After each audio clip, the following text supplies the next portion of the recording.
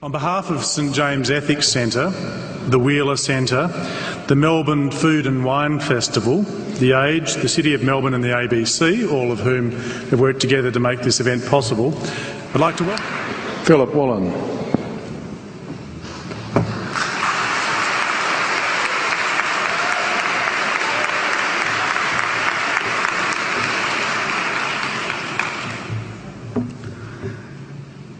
King Lear, late at night on the cliffs, asks the blind Earl of Gloucester, "How do you see the world?" And the blind man Gloucester replies, "I see it feelingly. And shouldn't we all?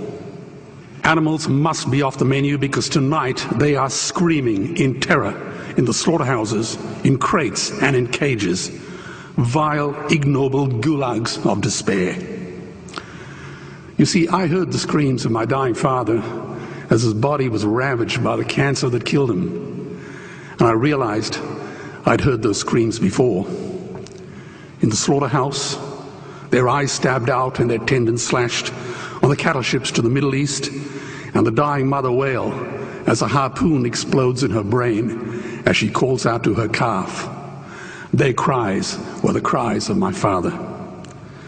And I discovered that when we suffer as equals. And in their capacity to suffer, a dog is a pig, is a bear, is a boy. Meat today is the new asbestos, more murderous than tobacco. CO2, methane and nitrous oxide from the livestock industry are killing our oceans with acidic, hypoxic dead zones. 90% of small fish are ground up into pellets to feed to livestock. Vegetarian cows today are the world's largest ocean predators. The oceans are dying in our time. By 2048, all our fisheries will be dead, the lungs and the arteries of the earth. Billions of bouncy little chicks are ground up alive simply because they are male. Only 100 billion people have ever lived. 7 billion people live today. And yet we torture and kill 2 billion sentient living beings every week. 10,000 entire species are wiped out every year because of the actions of one. And we're now facing the 6th mass extinction in cosmological history. If any other organism did this, a biologist would call them a virus. It is a crime against humanity of unimaginable proportions. But happily, the world is changing. 10 years ago, Twitter was a bird sound. www was a stuck keyboard. Cloud was in the sky. 4G was a parking space. Google was a baby's burp. Skype was a typo.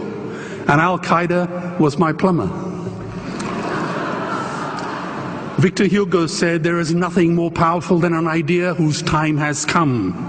Well, animal rights today is now the greatest social justice issue since the abolition of slavery. Do you know there are over 600 million vegetarians in this world?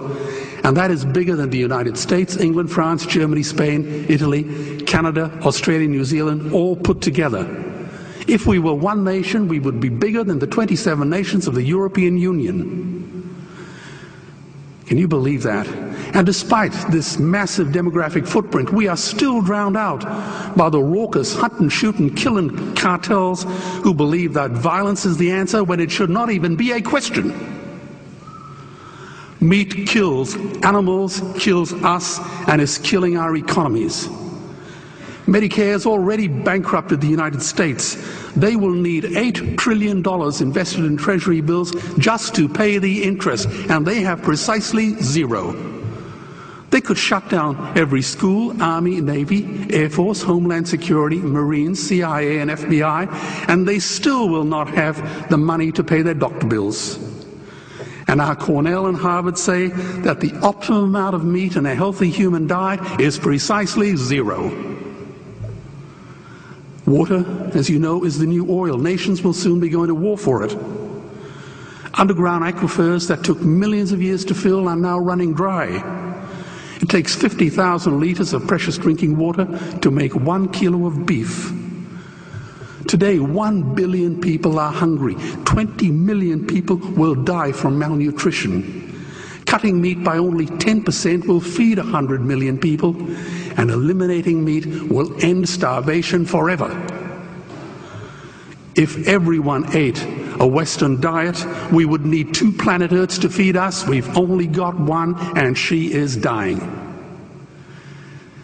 Greenhouse gas emissions from livestock is 50% greater than transport, as Peter said.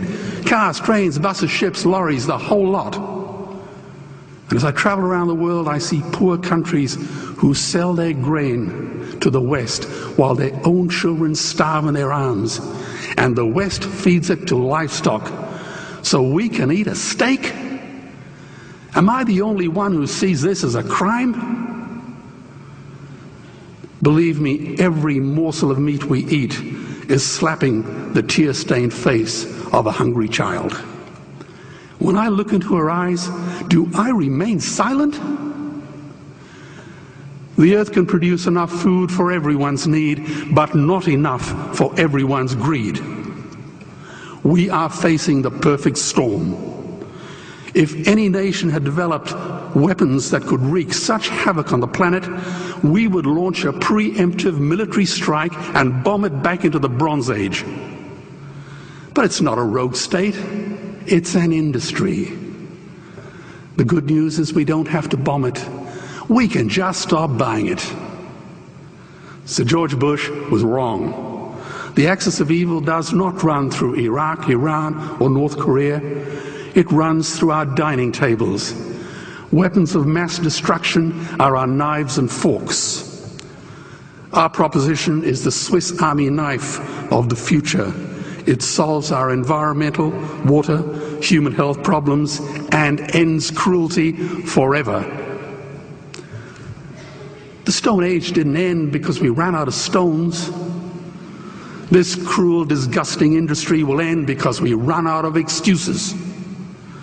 Meat is like the 1 and 2 cent coins. It costs more to make than it's worth. And I come from the bush. Farmers are the ones with the most to gain. Farming won't end, it would boom. Only the product line will change. Farmers would make so much money they won't even bother counting it, and I'd be the first to applaud them. Governments would love us. New industries would emerge and flourish.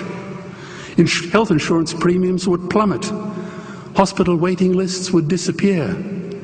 Hell, we'd be so healthy, we'd have to shoot someone just to start a cemetery.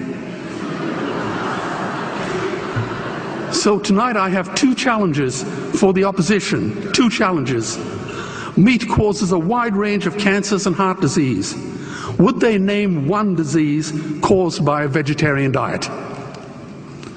And 2, I'm funding the Earthlings trilogy. If the opposition is so sure of their ground, I challenge them to send a copy of the Earthlings DVD to all their colleagues and all their customers. Go on, I dare you.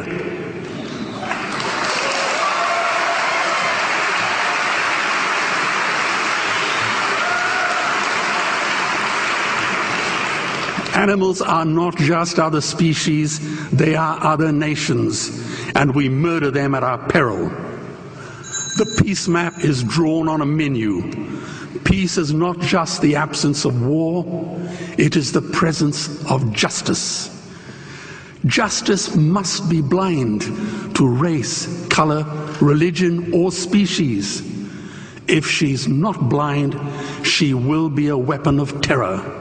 And tonight, there is unimaginable terror in those ghastly Guantanamos we call factory farms or slaughterhouses. Believe me, if slaughterhouses had glass walls, we wouldn't be having this debate tonight. You see, I believe another world is possible. And on a quiet night, I can hear her breathing. Let's get animals off the menu and out of these torture chambers.